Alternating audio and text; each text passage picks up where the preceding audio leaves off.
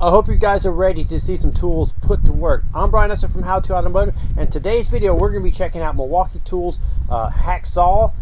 This is a reciprocating saw, not a lot of moving parts on this thing, pretty simple, pretty compact. So we're going to put it to work on my Jeep here, Slickstone.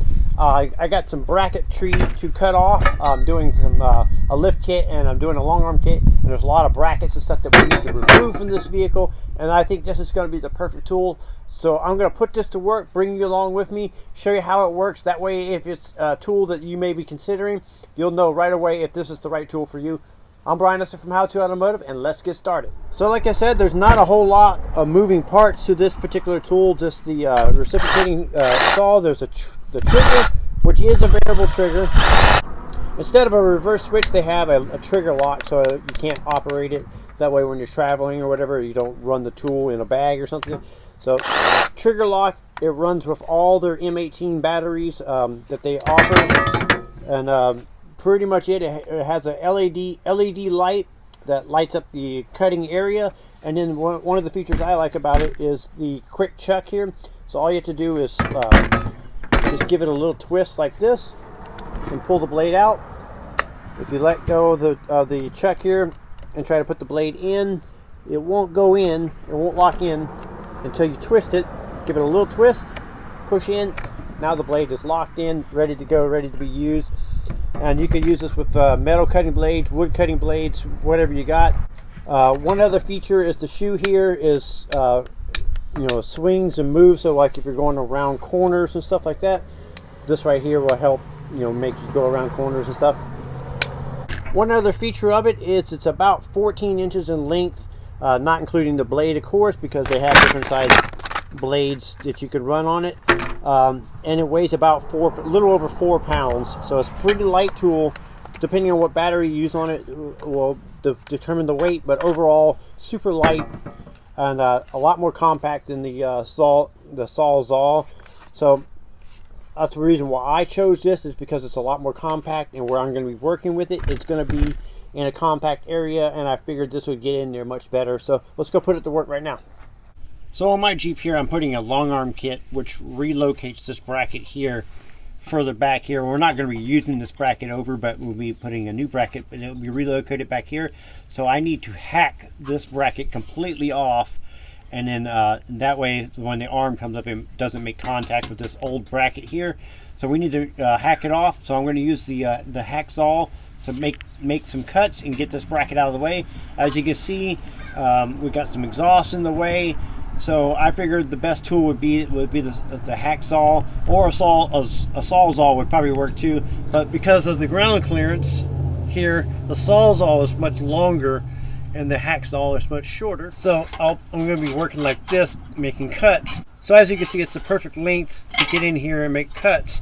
And if I was using a Sawzall, it would be much harder. Also, I can use this one-handed. The Sawzall is a two-handed tool. So I've already cut the bracket off on this side here, and this side here I used a die grinder and a right angle grinder here, the Milwaukee's, and I'll put a few clips in here, me doing that. But with this side here, it doesn't have the exhaust restriction, so I was able to get those tools in there. But this side here, because of the exhaust, without taking it off, I won't be able to get the grinders and stuff in there, the cutting tools in there, or it'll be much more difficult. So I figured this would be the perfect tool. So the first cut I want to make is I want to make the cut here. I want to cut the weld here and then here in the back right here. So I'll making a cut this way and a cut this way, and that'll free up a lot of pressure.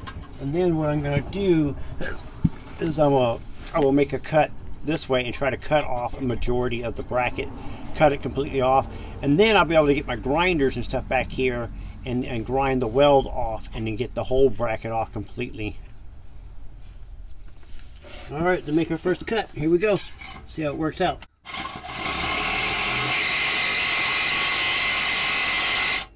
One of the things I forgot to mention is the RPM speed of it is around 3,000 RPMs, which is pretty fast.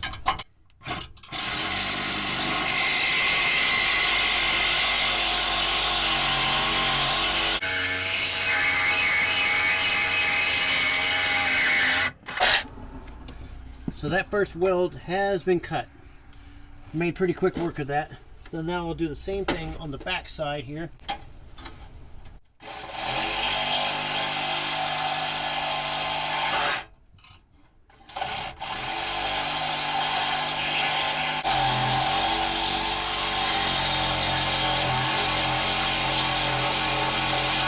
So I'm literally scraping the side of the frame here, going right underneath it.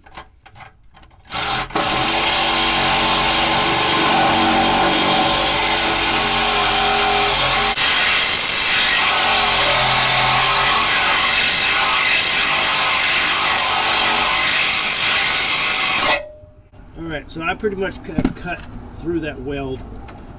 Now I just got to figure out which angle I want to cut next and cut that off.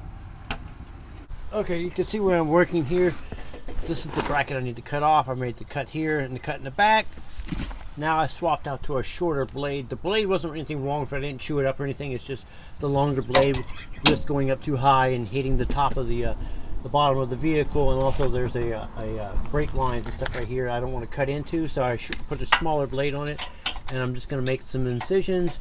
And first I'm going to start by just cutting this little ear off completely to see if I can get behind here and just cut as much of the weld. If I can't get the weld off completely, I'll cut as much of the bracket off, and then I'll grind the rest of the weld or use a die grinder to, because then I'll have more room, because all this piece will be out of my way. So I'll just start right here, make quick work of this real quick. I'll probably be right here.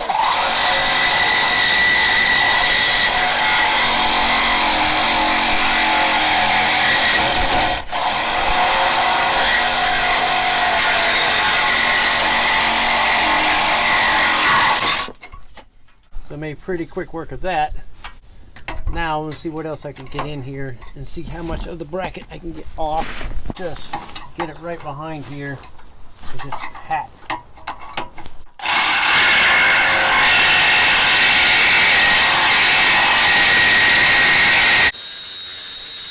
I sped up the video, that's why the sound of the tool sounds a little different, just to make it a little bit faster for you guys to see it. So as you can see, it's making pretty quick work of it going through the bracket, but it's a little, the blade's a little short, so it's you know, pulling out and hitting the tip of it and jamming it up a little bit, but that's not the tool's fault, that's just the wrong blade. Or so maybe I'll cut from the opposite side to see if I can correct that.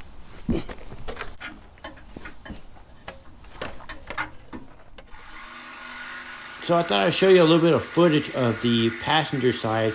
On that side I was using the right angle die grinder mostly, and I also used a cutoff wheel to remove this bracket, and it took me a good hour and a half to remove this bracket of grinding the welds off. And you know, the hardest part was the getting my body in position where the sparks wouldn't land on me, and it was just miserable to do it. It did the job, but it was very slow and very, very hard on my body and everything to do it.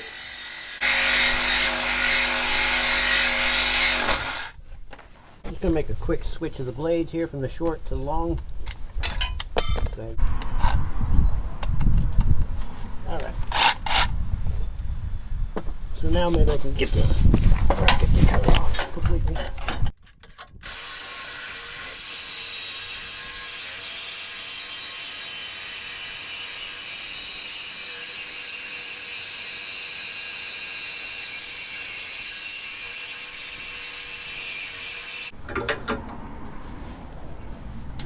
Oh yeah, we're making progress now. I got movement here.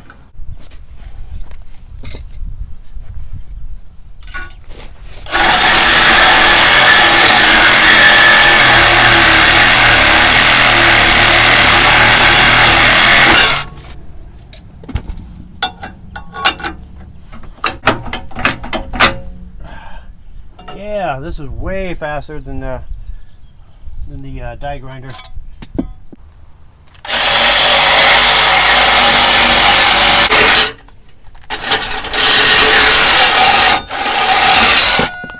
So this whole process didn't take very much time at all.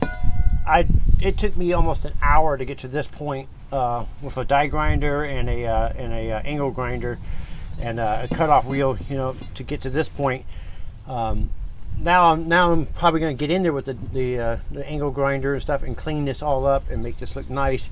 Get rid of the slag and then get rid of some of the welds and just make it looking nice. But to this point right here was so much faster and so much easier on me.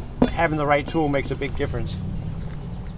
So all that took 2 bars on a 5 amp hour battery. If this was the M12 version, I'm sure I would have had to have swapped out a battery to do that job. But with the M18, I think this is the right tool. Perfect. So if this is a tool that you think you would want to add to your collection, I will leave links for it down in the description of the video. I'm Brian Eslick from How to Automotive. I'd like to thank you guys for watching and encourage you to subscribe.